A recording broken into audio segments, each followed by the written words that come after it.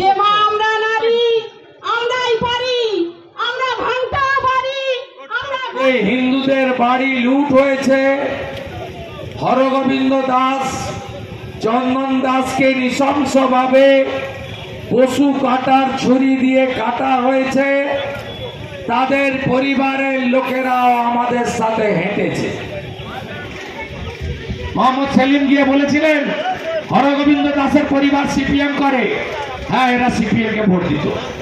আমি গিয়ে জিজ্ঞেস করলাম, মা তোমার স্ত্রীকে, তোমার স্বামীকে আর ছেলেকে মারলো কেন? বললো সিপিএম বলে মারেনি ভাই, বেটা বেড়ে দিল হিন্দু হিন্দু বলে। বুঝলেন তো হিসাবটা? এখনো যদি ঘুম না ভাঙে আর কোনোদিন ভাঙবে না। আমি শুধু দেখতে চাই কালীগঞ্জের সমস্ত রাষ্ট্রবাদী দেশপ্রেমিক তারা 2 নম্বর বোতাম টিপে পদ্ম ফুলে ভোট দেবে।